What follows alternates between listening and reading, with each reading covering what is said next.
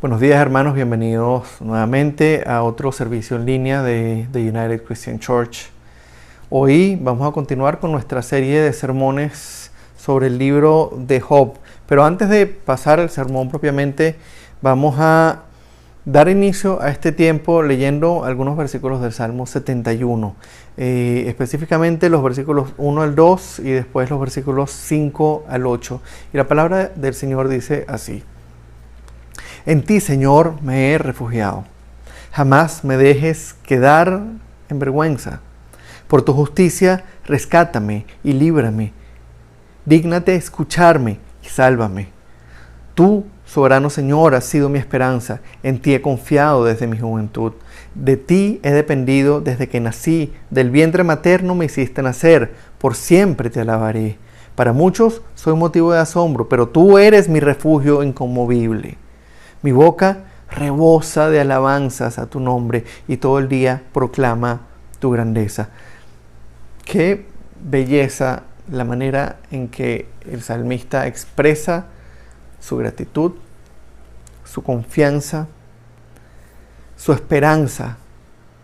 Cómo expresa esa alabanza y dice: por siempre te alabaré, y aunque a pesar de que para muchos soy motivos de asombro, tú eres mi refugio inconmovible, y por tanto mi boca rebosa de alabanzas a tu nombre, y todo el día voy a proclamar tu grandeza. Pensando en estas líneas, vamos a dedicar este tiempo al Señor. Vamos a alabar su nombre, vamos a abrir nuestro corazón delante de Él, poniendo nuestras cargas, pidiéndole que nos transforme, que esta palabra que hoy Él tiene para nosotros sea vida, sea transformación, no sea conocimiento sencillamente, sea su palabra transformándonos y llevándonos a tener una relación no solamente más íntima con Él, sino una transformación, que llevándonos a vivir su palabra, a ser transformados y a vivirla, a proclamarla, a compartirla y a glorificar su nombre con cada cosa que hagamos. Vamos a orar. Padre, te damos el honor y la gloria. Sabemos, Señor, que estamos aquí por pura gracia, por pura misericordia. Sabemos que, Señor, no dependía de nosotros nuestra salvación, y tú fuiste quien la hizo posible, Señor, sin nosotros merecerla. Hoy queremos pedirte, Padre, que en el medio de la situación difícil que estamos viviendo, tú nos guíes, tú nos transformes, tú nos hables, nos confrontes, nos moldees, hagas de nosotros, Señor, siervos útiles para que tu nombre se conozca, tu nombre sea glorificado. Te pedimos, Señor, que hoy quites de nuestro corazón, de nuestra mente, cualquier cosa que nos esté distrayendo, que permita, Señor, que este sermón sea sencillamente un reflejo de tu palabra, Señor, ni más ni menos. Que no sean pensamientos míos, que no sean interpretaciones de hombres, Señor, sino que seas tú, a través de tu palabra, Señor, diciéndonos lo que claramente tú revelaste ahí. Ayúdanos a entenderte, abre nuestro entendimiento para que tu Espíritu Santo, Señor, nos confronte, nos lleve a tu presencia y nos ayude a entender qué estás queriendo comunicarnos a través de este texto y cómo quieres que te sirvamos, Señor, tomando en cuenta que eres un Dios soberano, que tiene en control absolutamente cada cosa y que quieres que nosotros, en medio de todas estas situaciones, Señor, seamos instrumentos tuyos para que tu nombre se glorifique. Te damos el honor y la gloria y ponemos este tiempo en tus manos, Señor, en el nombre de Cristo. Amén y amén. Ok, como dije hace un momento, hoy vamos a continuar reflexionando sobre el libro de Job. Y en este caso vamos a profundizar en uno de esos temas que más resistencia crea entre los cristianos, incluso entre cristianos que llevan muchísimos años caminando en la fe, y se trata nada más y nada menos que de la soberanía de Dios y de cómo Dios espera que nosotros reaccionemos frente a ella, frente a esa soberanía. Hoy vamos a ver qué fue lo que hizo la diferencia para que Job pasara de ser un siervo devoto, un siervo extraordinario de Dios, a un verdadero héroe de la fe. ¿Qué fue lo que convirtió a ese hombre que vivía una vida próspera, una vida con una cantidad de bendiciones, un hombre que vivía en el temor de Dios y que vivía apartado del mal, a convertirse en un verdadero héroe de la fe que ha sido referencia no solamente para nosotros, sino para cada uno de los cristianos que ha vivido a lo largo de toda la historia?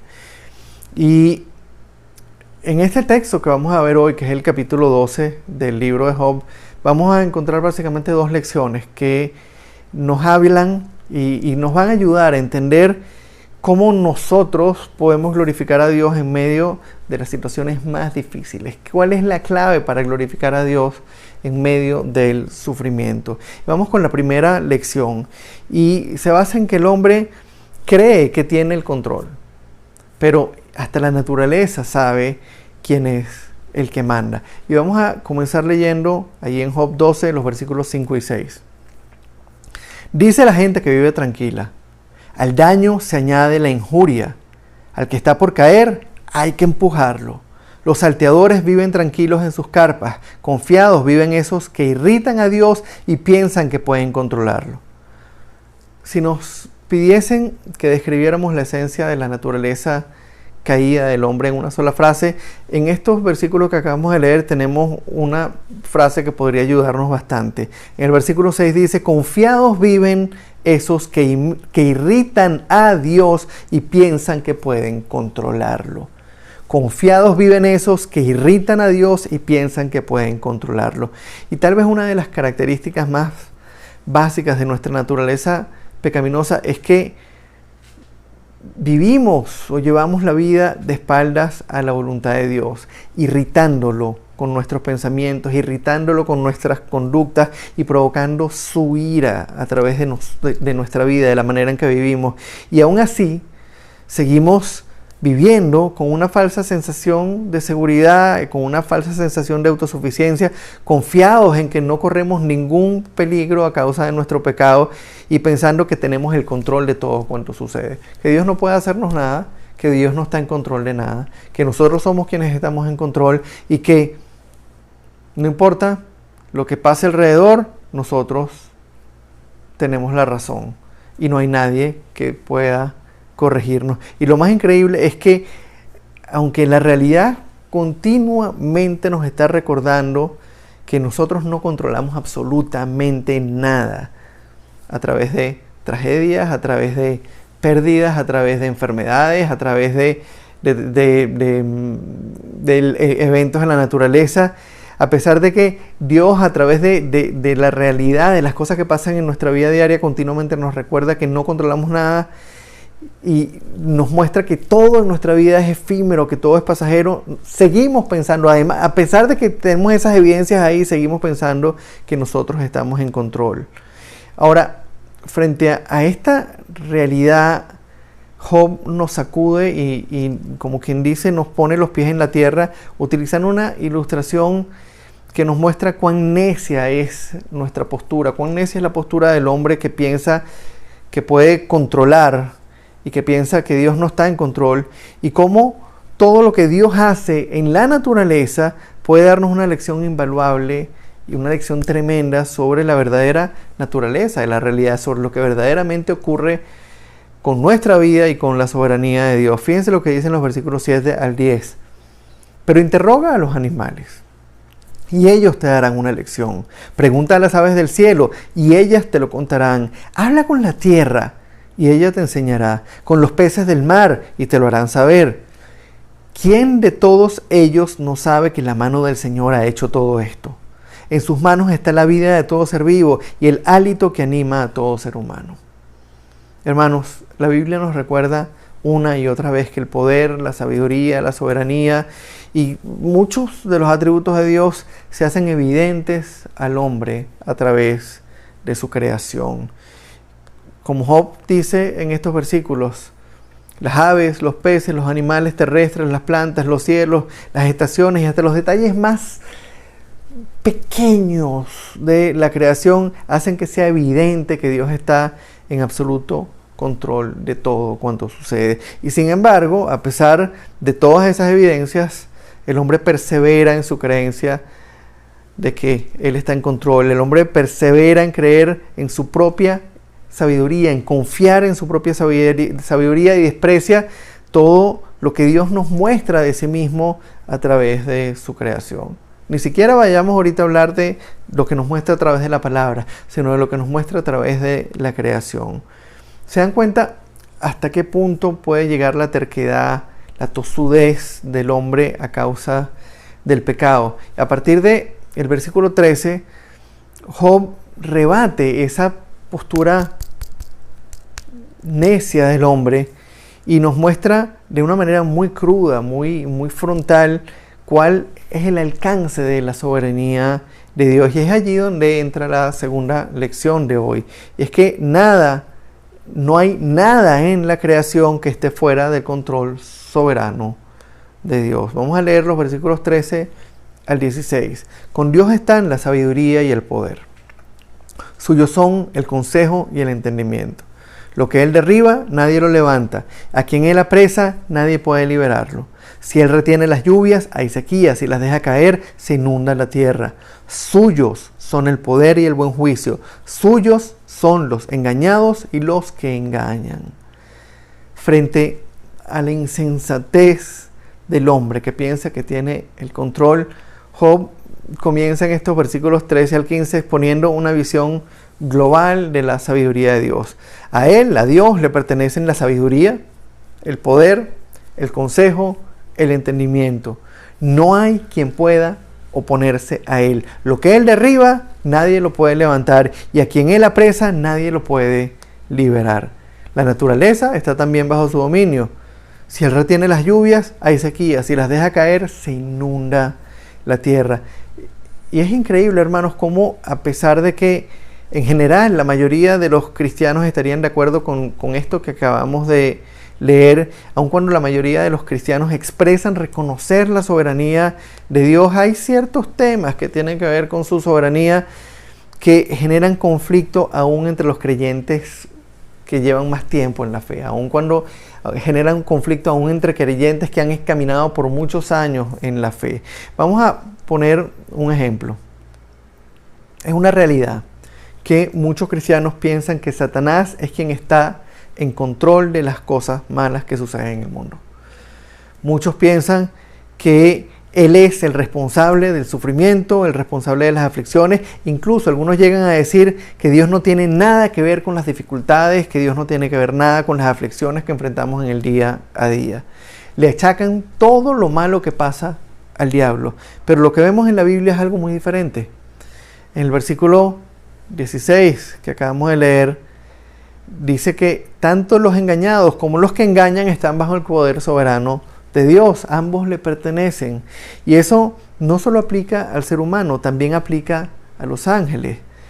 Recuerden, en los primeros sermones de la serie, cuando vimos los primeros capítulos de Job, vimos que Satanás no puede hacer nada si Dios no lo autoriza. Incluso vimos que en algunas ocasiones es Dios mismo quien pone a una persona en la mira del diablo para cumplir sus planes que son santos y perfectos, para cumplir sus propósitos que son maravillosos y eternos y para glorificar su santo nombre.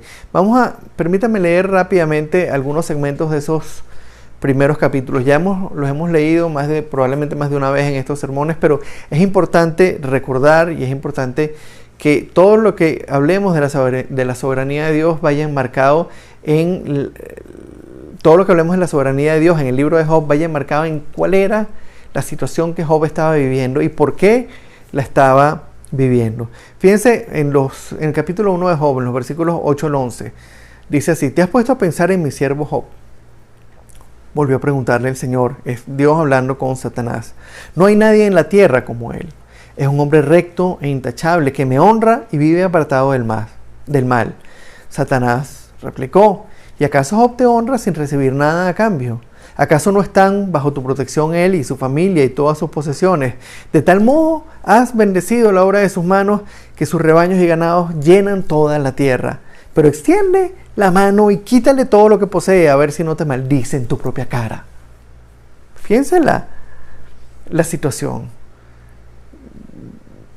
Dios puso en la mira de Satanás a Job, que era un hombre temeroso de Dios, que vivía apartado del mal, y Satanás mordió el anzuelo, inmediatamente arremetió a decirle: claro que te honra porque le has dado de todo, pero quítale todo lo que posee para que veas cómo te maldice. A lo que Dios contesta: muy bien, contestó el Señor, todas sus posesiones están en tus manos, con la condición de que a él no le pongas la mano encima. Vamos ahora al capítulo 2, versículo 3. Ya sabemos que ante toda esa prueba, Satanás quita todas las posesiones, mata a todos los hijos, y aún así Job dice: el Señor dio, el Señor quitó. Y en el versículo 3 del capítulo 2 dice, nuevamente pregunta Dios a Satanás: ¿te has puesto a pensar en mi siervo Job? No hay en la tierra nadie como él, es un hombre recto e intachable que me honra y vive apartado del mal, y aunque tú me incitaste contra él para arruinarlo sin motivo, todavía mantiene firme su integridad. Nuevamente Satanás muerde el anzuelo y le dice: extiende la mano y hiérelo, toca su carne, a ver si no te maldices en tu propia cara. El Señor nuevamente le contesta: muy bien, Job está en tus manos, eso sí, respeta su vida. Hermanos, como hemos estado hablando, aún la terrible situación de Job fue propiciada y controlada por Dios. Y en el medio de toda esa aflicción, en el medio de todo ese sufrimiento, Job solo pudo decir: si de Dios sabemos recibir lo bueno, ¿no sabremos también recibir lo malo?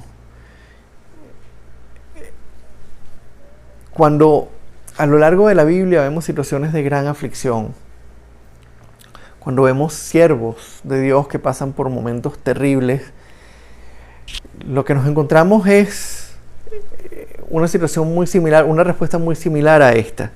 El profeta Jeremías habló de esta misma realidad en medio de una de las situaciones más terribles que vivió el pueblo de Israel.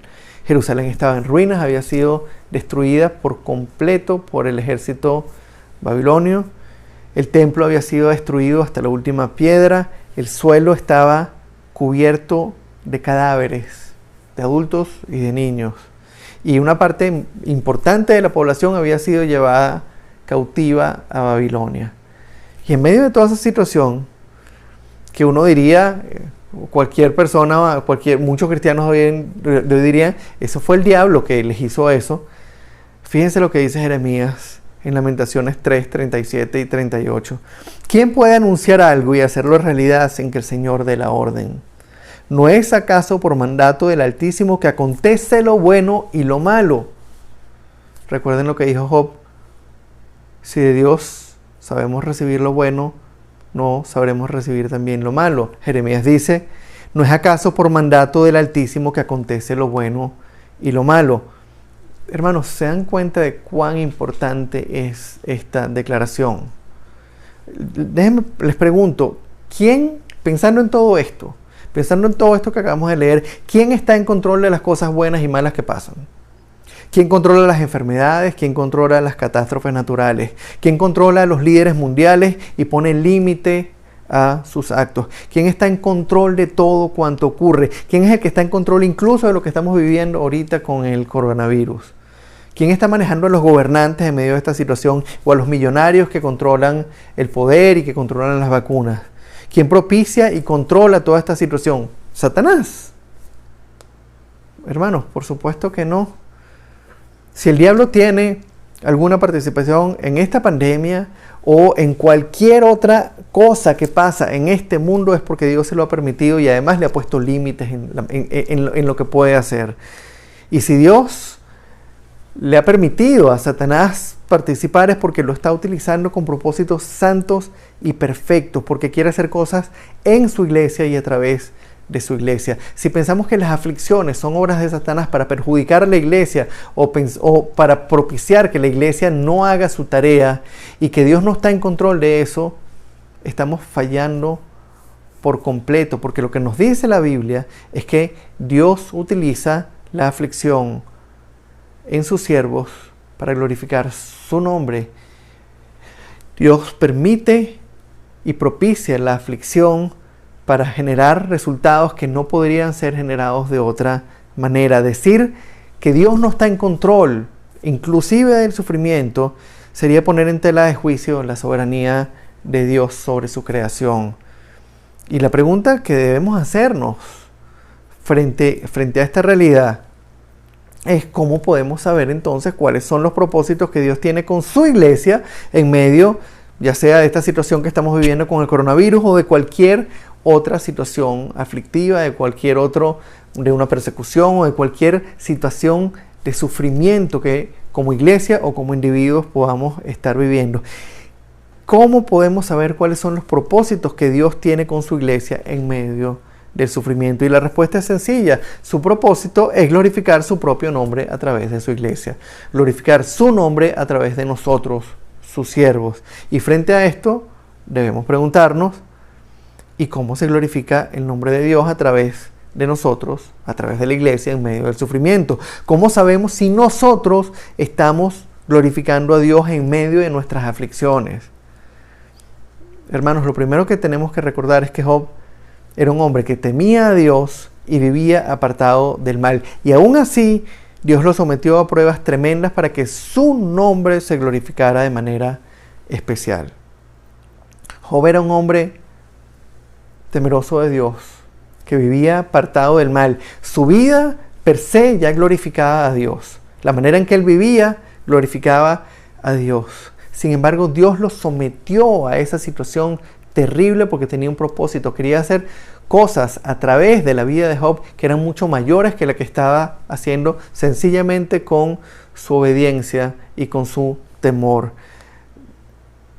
Amados, el temor a Dios, la búsqueda continua de la santidad son ingredientes esenciales de una vida que glorifica a Dios. Pero lo que vemos en el libro de Job es que ese carácter piadoso y temeroso de Dios es, pudiéramos decir, un prerequisito para glorificar a Dios de manera especial en medio de las situaciones aflictivas que Él dispone en nuestra vida. En pocas palabras, un corazón temeroso de Dios y un carácter piadoso son solo los ingredientes básicos que Dios utiliza para hacer cosas extraordinarias en medio de las situaciones más terribles. Hermanos, sin la aflicción, la vida de un siervo no deja de ser una vida común y corriente. Sin la aflicción, un siervo de Dios puede glorificar el nombre de Dios hasta cierto punto. Pero cuando vienen las pruebas, cuando vienen las aflicciones, la cosa cambia. El sufrimiento es el ingrediente especial que Dios utiliza para que esa vida común y corriente de un siervo glorifique su nombre de una manera extraordinaria. Vamos a continuar leyendo en el versículo 17 para ver dónde estuvo la clave para que la vida de Job se convirtiera de ser una vida de alguna manera ordinaria en el buen sentido de la palabra, de un hombre que teme a Dios y glorifica su nombre a través de la obediencia, pero una vida que de alguna manera glorificaba, tenía un límite en la manera que podía glorificar el nombre de Dios. ¿Qué fue lo que ocurrió ahí para que la vida de Job se convirtiera en un instrumento poderoso en las manos de Dios para que su nombre se glorificara en medio del dolor? Y vamos a leer los versículos 17 al 25. Fíjense lo que dice Job sobre la persona y el carácter de Dios. Él pone en ridículo a los consejeros y hace que los jueces pierdan la cabeza. Despoja de su autoridad a los reyes y les ata a la cintura un simple taparrabo. Él pone en ridículo a los sacerdotes y derroca a los que detentan el poder. Acalla los labios de los consejeros y deja sin discernimiento a los ancianos. Derrama ignominia sobre los nobles y deja en vergüenza a los poderosos. Pone al descubierto los más oscuros abismos y saca a la luz las sombras más profundas. Engrandece o destruye a las naciones, las hace prosperar o las dispersa. Priva de sensatez a los poderosos y los hace vagar por desiertos sin senderos. Andan a tientas en medio de la oscuridad y se tambalean como borrachos. Fíjense lo que dice Job acá. Dios pone en ridículo a los consejeros. Él hace que los jueces pierdan la cabeza. Él despoja de su autoridad a los reyes. Él pone en ridículo a los sacerdotes y derroca a los que detentan el poder. Él acalla los labios de los consejeros. Él deja sin discernimiento a los ancianos. Él derrama ignominia sobre los nobles. Él deja en vergüenza a los poderosos. Él pone al descubierto los más oscuros abismos y saca a la luz las sombras más profundas. Él engrandece o destruye a las naciones, las hace prosperar, las dispersa. Él priva de sensatez a los poderosos y los hace vagar por desiertos sin sendero. Hermanos, Job deja claro que Dios no solo controla la naturaleza, sino que también está en absoluto control del destino y los pensamientos de los hombres. Él hace que los hombres pierdan la cabeza, los despoja de su autoridad, pone en ridículo a los sabios, les da el poder a los gobernantes y los derroca cuando quiere. Deja sin discernimiento al inteligente, avergüenza a los poderosos, saca a la luz los planes ocultos, engrandece o destruye a las naciones, priva de sensatez a quien Él quiere. Y a lo largo de todo el libro de Job vemos que este hombre, este siervo temeroso de Dios que vivía apartado del mal, en medio de todo su sufrimiento, nunca puso en duda la soberanía de Dios y confió en que Dios tenía propósitos santos y perfectos con esa situación tan terrible, aun cuando él en su limitado entendimiento no tenía ni idea de por qué le estaban ocurriendo todas esas cosas.